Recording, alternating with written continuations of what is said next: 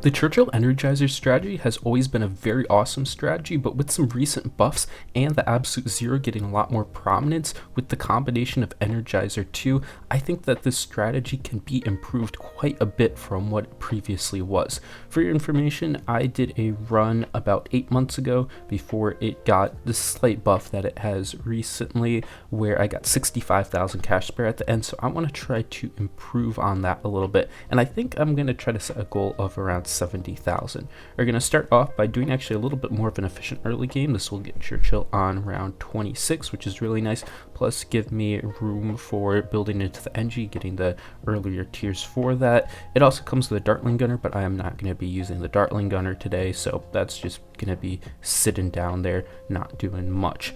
And the whole goal is, of course, to skip out on the first strike, going for just a Spike Storm instead. This will help out with DDTs and will be enough for round 100. And then in the other water spot, I'm going to be able to put Absolute Zero, which should be doing pretty well. This combination really will fill all of the weaknesses, and I just need to be really careful about the abilities, trying to stall out, keep some abilities. I won't have something like a Moab Chef to stall out abilities, of course, so I'm just going to need to try my best and keep all the cash spare. So we get Churchill down, pretty chill. It's a very easy early game and very, very effective. I really like that Desperado start. And now it's time to just go into Energizer. Getting the Energizer isn't actually really that hard, I feel like. Churchill kind of can do a lot in the early game, and it might look kind of crazy, but you really can get away with a lot more. I go for the foam right now, actually, just to save some money instead of having to buy a camo upgrade on like that Dartling Gunner or whatnot. That's going to go into the overclock later, so that's totally fine.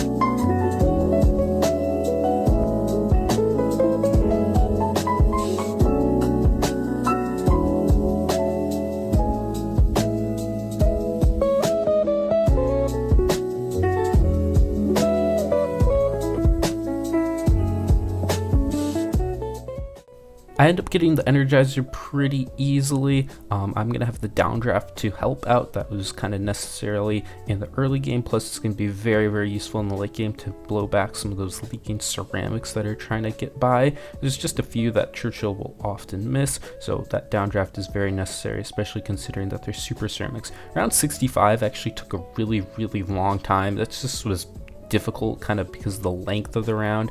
I couldn't really use all the abilities to just take it out, which I'm doing for kind of other tricky rounds in the 60s before I can catch up with the Churchill levels from the Energizer. So just simple stuff like that.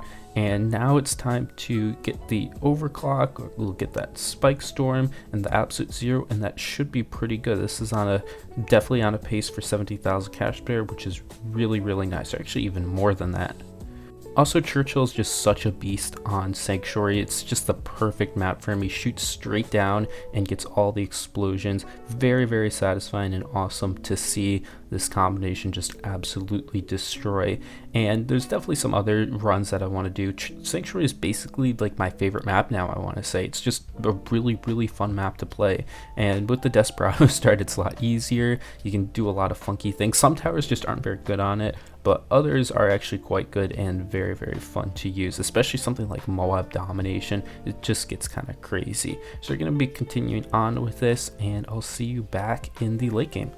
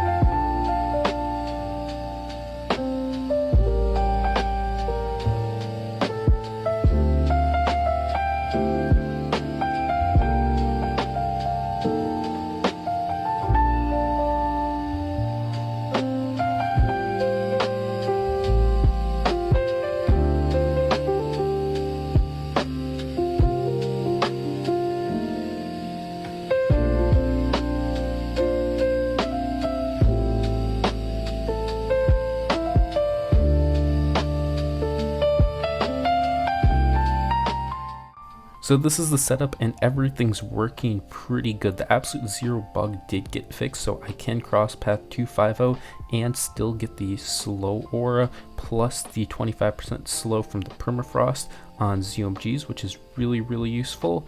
And then I'm able to continue on. Some of these rounds are looking a little bit tricky, but I still have some very strong Churchill levels that I need to get.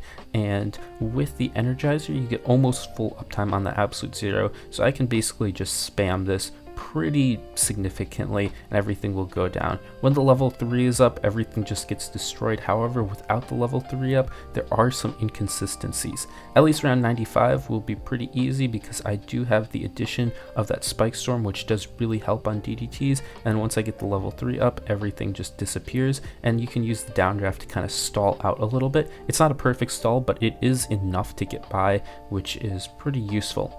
96 wasn't really too difficult. It just needed to come down to having some abilities up for 97, because on round 97 things can often get very difficult when you're really trying to pinch the cash and you don't have a Moab shove. So I was trying to just beat this round while still being able to hold some abilities up, or at least close enough as possible to be able to beat around 98. And I end up using the absolute zero to kind of pull this one off, and you'll notice I am getting a ton of cash spares. That is really nice. This ending took a while, but I eventually got it, and it stalled out my abilities enough. But unfortunately around 98 I just couldn't do it. I ended up having to spend a lot of money, 2,700 for the primary mentoring, which is kind of big because it now gives AZ full uptime, which is a pretty big deal. But that was a bit of a bummer because I'm not going to be getting the 70,000 cash spare that I really wanted.